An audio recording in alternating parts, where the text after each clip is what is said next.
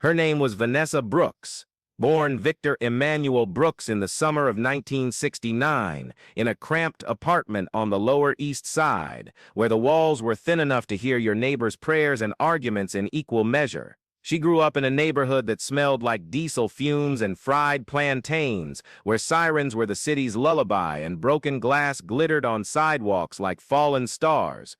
By the time she was 16, she understood that survival in New York wasn't about being the strongest or the fastest, it was about being invisible when you needed to be and unmistakable when it mattered. She worked nights at a diner on Avenue C, the kind of place where truckers and sex workers sat side by side at the counter, where coffee was always burnt and the pie was always yesterday's, where nobody asked questions because everyone had answers they didn't want to share. The city in those years was a living wound. Crack cocaine had turned entire blocks into war zones, where children played hopscotch around needles and mothers locked their doors with 3 deadbolts and still couldn't sleep. The Alphabet City streets were carved into territories by gangs with names that sounded like comic book villains but killed like soldiers, the Latin Kings in their gold and black, the Bloods painting everything red, smaller crews with shifting allegiances and permanent grudges, police cruisers rolled through like tourists, windows up, eyes forward, rarely stopping unless a body was already cold on the pavement. The politicians called it an urban crisis, the newspapers called it an epidemic, the people who lived there called it Tuesday. Vanessa moved through this landscape like smoke, present but intangible, serving coffee to gangbangers who bragged about their nights, to mothers who whispered prayers for sons who wouldn't come home, to undercover cops whose eyes never stopped scanning the room. She had transitioned in her early 20s, a process that in 1990s New York meant back-alley hormone dealers and doctors who worked out of apartments that smelled like antiseptic and desperation. The city didn't make it easy to become yourself, especially when yourself didn't fit into the boxes they had prepared. She faced violence that came from all directions, from men who felt deceived by their own desire, from women who saw her as an invader in spaces they had fought to claim, from a society that had decided her existence was a debate rather than a fact. She was beaten outside a nightclub in Chelsea by 3 men who called her slurs that don't need repeating, left bleeding on the sidewalk while taxis drove past and pedestrians studied their shoes. She reported it once, sat in a precinct for 4 hours while officers smirked and misgendered her with surgical precision, asked her what she expected walking around like that, told her she was lucky it wasn't worse. She learned that the law was an umbrella that covered some people completely and left others to drown in the rain. The night that changed everything had the texture of every other night,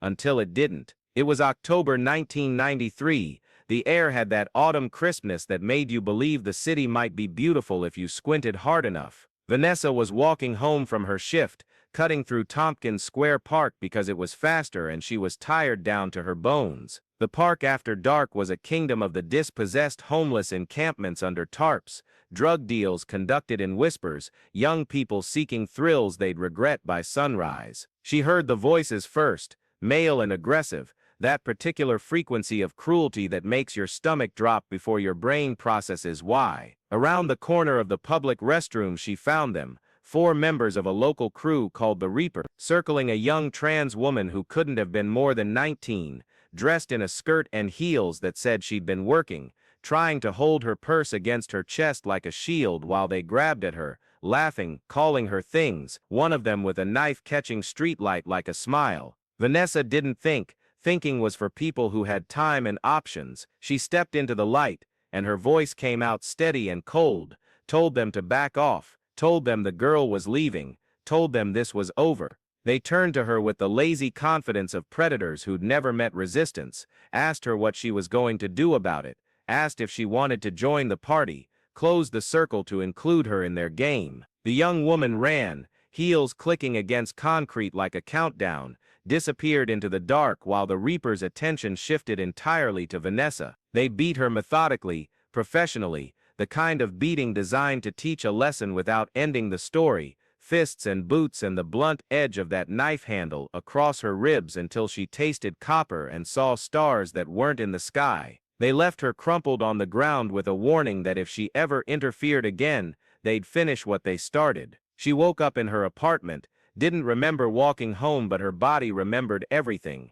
A geography of bruises turning purple and yellow, ribs that screamed when she breathed, a cut above her eye that would scar. She should have called the police. She should have gone to the hospital. She should have done 1,000 things that people who trust systems do. Instead, she sat in her bathtub until the water turned cold, staring at the cracked tiles and understanding with perfect clarity that protection was a myth sold to people who could afford to believe in it. The city had drawn a line between those who mattered and those who didn't, and she had been born on the wrong side of that line, had crossed other lines trying to find herself, and every line she crossed made the distance back to safety more impossible. In the days that followed, Vanessa became a student of her own city. She started keeping a notebook, a cheap composition book with a black and white cover that she filled with observations collected during her shifts, during her walks, during the hours when insomnia turned her into a witness to things that happened when most people were dreaming. She wrote down names, faces,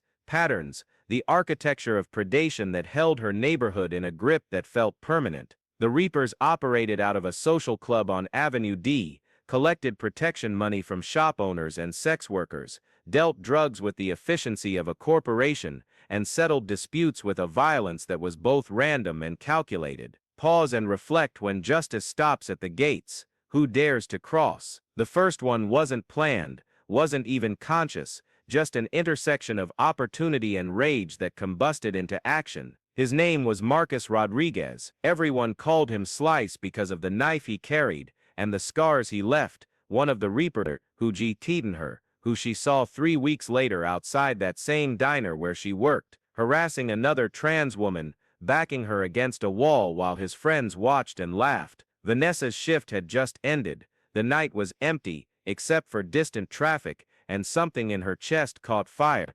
She followed him when he left, watched him turn into an alley behind a bodega that was closed for the night. What happened next happened in the space between thought and action, a moment where the universe offered a chance and she took it. His body was found the next morning with a message spray painted on the wall above him, 3 words in silver that glowed in the early light: not anymore. The police wrote it up as gang violence, territorial dispute, just another statistic in a year that would end with more than 2,000 homicides citywide. But the neighborhood didn't forget. Gossip moves faster than light in places where everyone knows everyone and secrets are currency. People whispered about justice, about karma, about someone finally doing something. The second was Diego Herrera, called Flaco, despite being built like a linebacker, who dealt crack to teenagers outside the high school on East 6th Street, who'd put 2 14-year-old girls in the hospital with overdoses in a single month, and faced no consequences beyond a lecture he didn't hear and a fine he never paid. Vanessa watched him for a week, learned his patterns. She found him behind the basketball courts on a November night that smelled like frost and diesel. The next morning, his body was found with the same message: not anymore.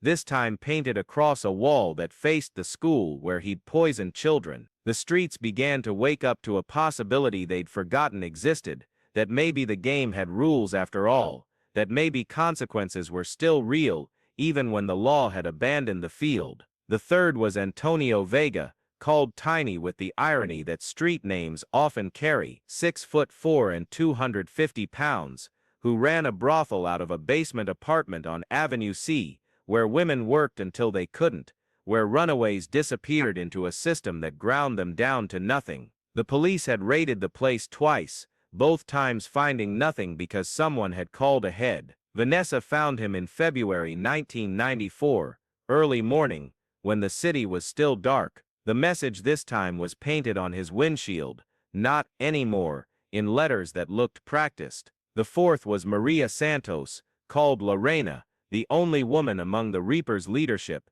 who ran their prostitution racket with legendary cruelty. She trafficked girls from Central America with promises of restaurant jobs, delivered them into nightmares with no exit. Vanessa caught her outside St. Bridget's Church, where Maria went every Sunday for confession, the kind of hypocrisy that would be funny if it wasn't obscene. The neighborhood exploded with the news. A woman confronting a woman changed the equation somehow, made people understand that this wasn't about gender or gangs, This was about something else entirely. The police finally took it seriously, formed a task force, held community meetings where they asked for information nobody wanted to give. The media picked up the story. Local news ran segments about the Avenue Avenger. Tabloids printed speculation. Civil rights groups were divided, some condemning any form of violence, others quietly admitting that the police had failed so completely that alternative justice felt inevitable. The trans community was terrified and electrified simultaneously. If this story makes you pause and think about invisible people fighting invisible wars,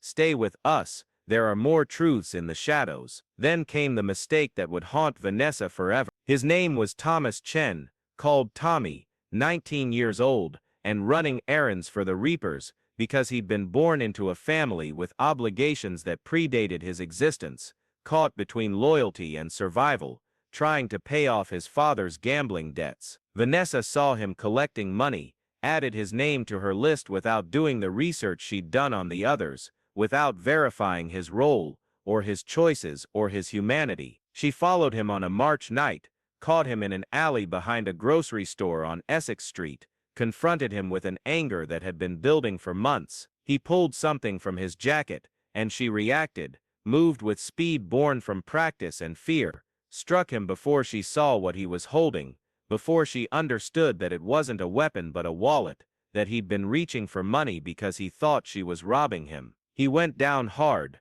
hit his head on a dumpster with a sound that echoed off brick walls, lay still in a spreading pool of blood. She checked his pockets, found a student ID from City College, a letter from his mother thanking him for the money he sent home, a photograph of him with a little girl who had his eyes. She ran and kept running, not just from the scene but from herself. Tommy Chen didn't die, but he came close, spent 2 weeks in a coma, woke up with brain damage that would require years of rehabilitation. Vanessa stopped for 3 months after that, lived in a purgatory of guilt and uncertainty, carried it like a stone in her chest, added his name to her notebook, not with a line through it, but with a circle around it, a permanent reminder that justice administered without restraint becomes just another form of violence. Pause and reflect. When the tools of oppression are turned against oppressors, who ensures they don't strike the innocent? She attended a support group meeting for trans women,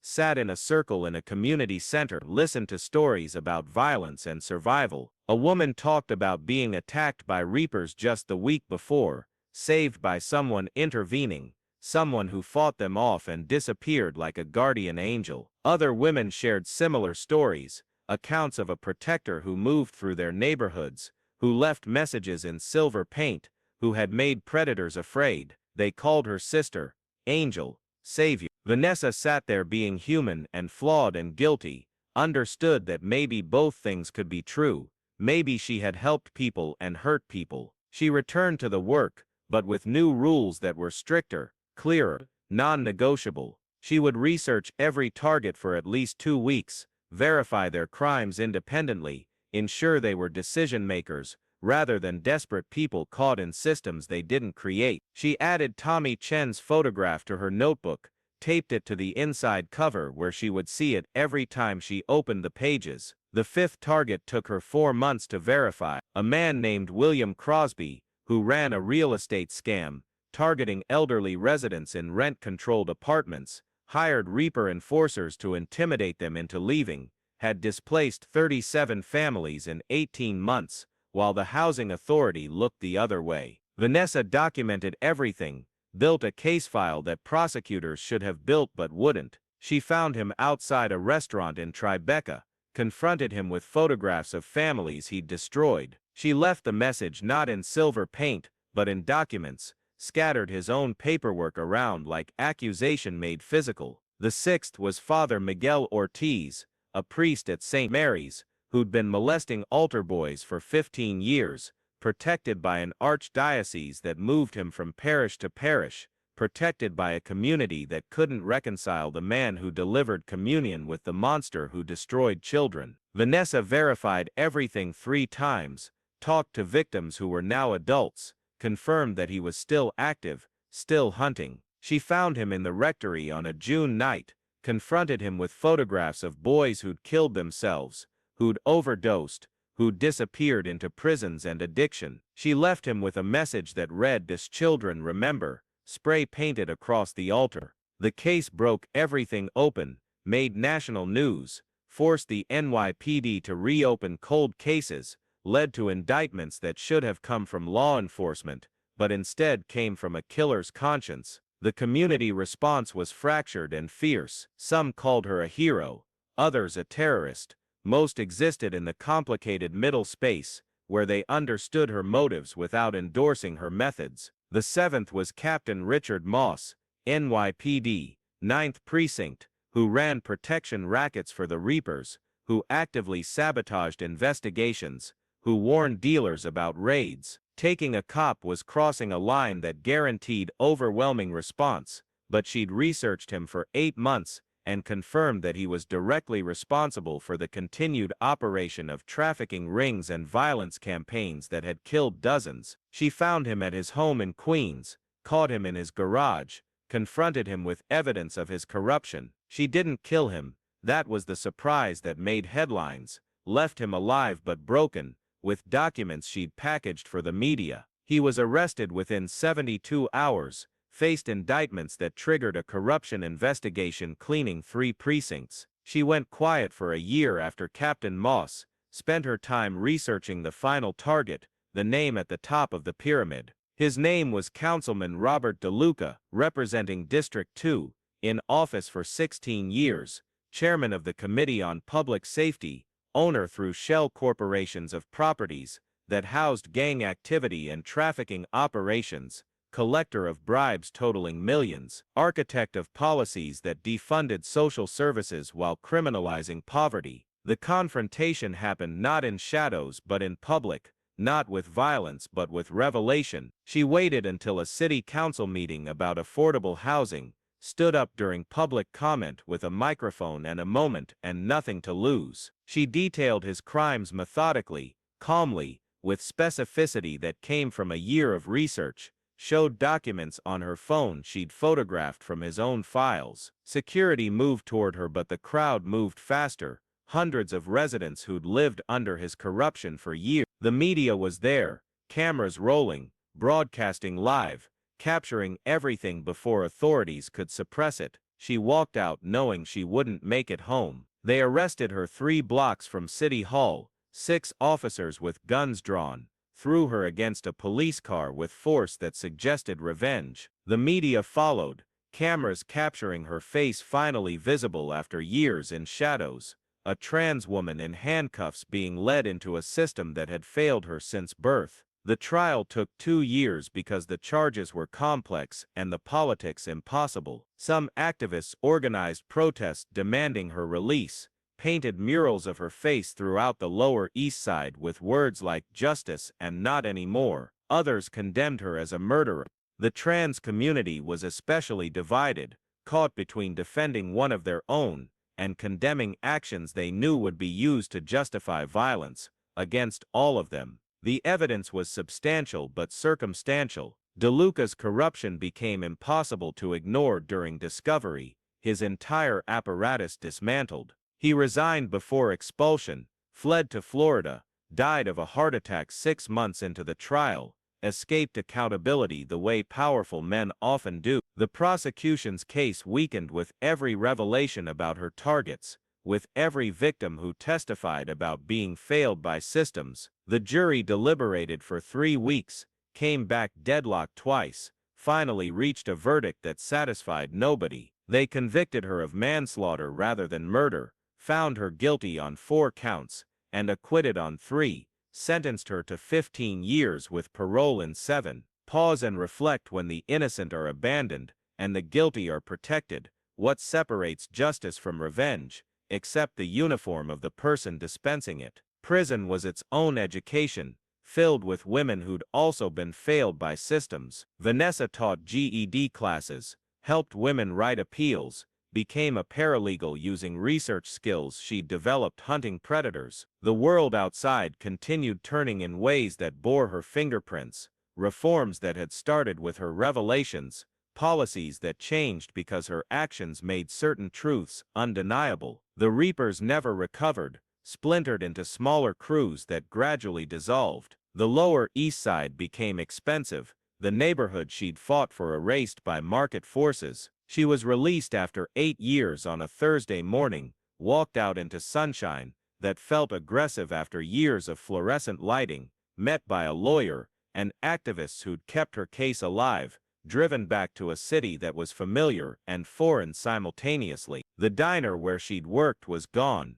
replaced by an artisanal bakery selling $7 croissants. She found work in Brooklyn, lived in a room in Bushwick that was small but hers, attended support groups for formerly incarcerated people, for trans women, for survivors of violence who'd become perpetrators. The city had changed its relationship to crime, or pretended to. Police reform movements had risen and been complicated. The trans community had gained visibility that was both victory and target. Vanessa rarely talked about her past, let people assume she was just another trans woman trying to survive. She'd saved the notebook, visited it sometimes when insomnia made sleep impossible, read through names and notes, and that photograph of Tommy Chen that still broke something in her chest. The question people asked most often was whether she'd do it again. She never answered directly because the answer was complicated. Yes, those specific people had earned their consequences through actions that destroyed countless lives. No, she wouldn't do it the same way because Tommy Chen and his trauma were proof her methods had been flawed. Absolutely not would she recommend it to others,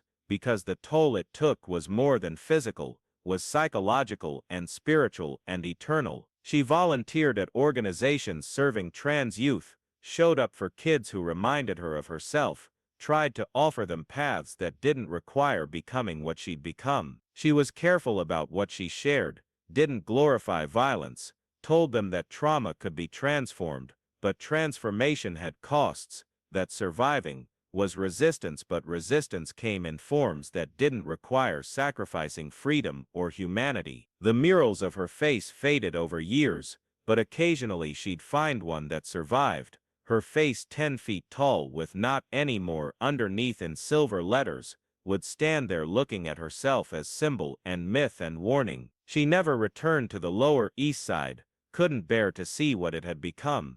Gentrification more efficient at displacement than any vigilante could be. The community she'd defended scattered and replaced by people who wanted urban authenticity without urban reality. 10 years after release, she received a letter from Tommy Chen's mother, forwarded through her lawyer.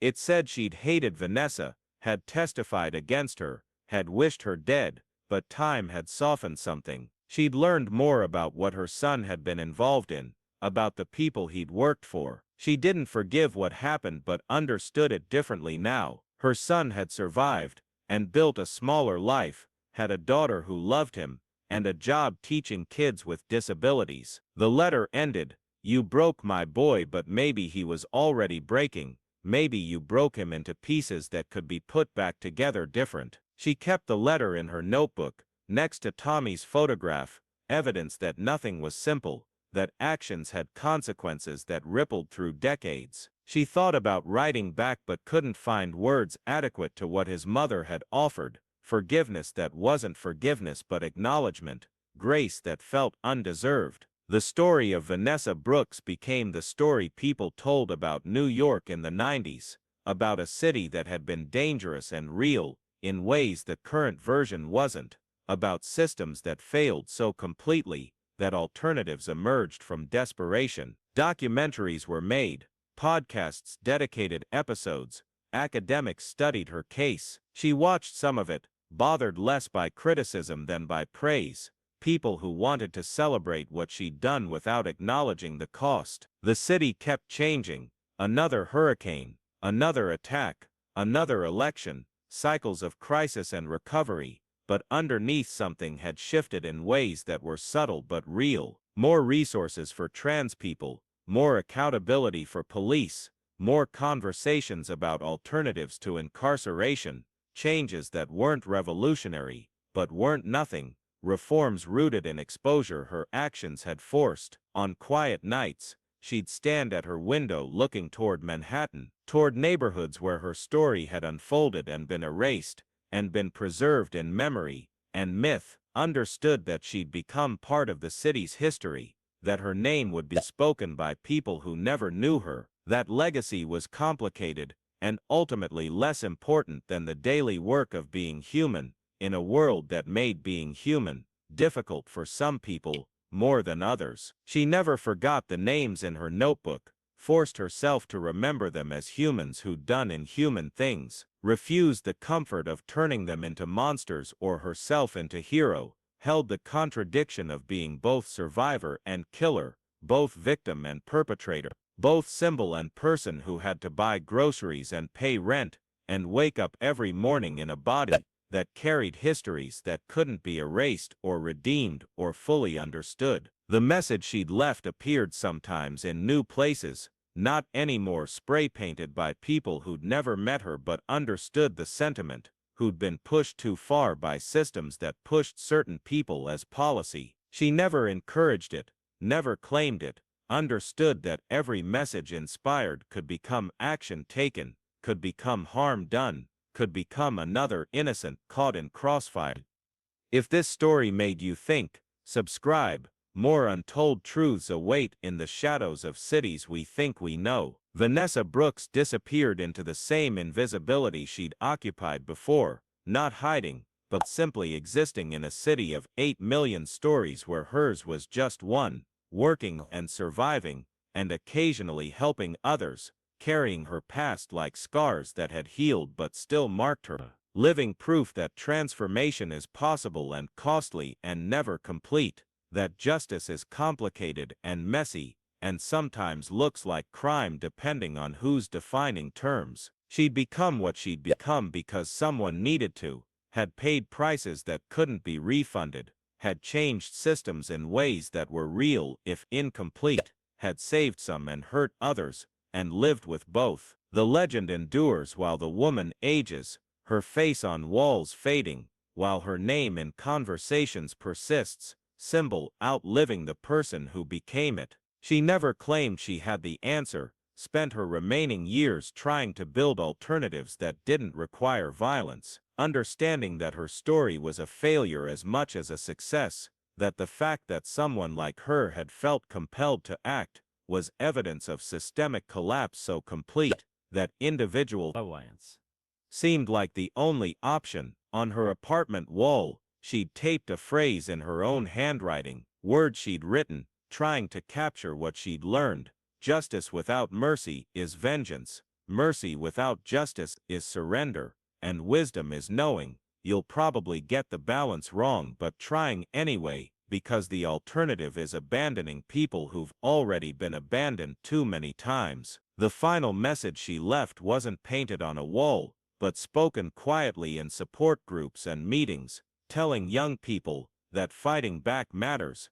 that resistance is necessary, but that methods matter as much as motives, that violence, even justified violence, extracts costs, that the goal isn't to become what you're fighting, but to survive long enough to build something better. Not anymore means different things to different people. Vanessa Brooks made it mean something specific in silver paint and blood, demonstrated that when systems fail, individuals sometimes rise, sometimes fall, sometimes do both, sometimes become legends that outlive truth, sometimes just become another person trying to live with choices made when choosing was impossible and necessary, and the beginning of everything that came after.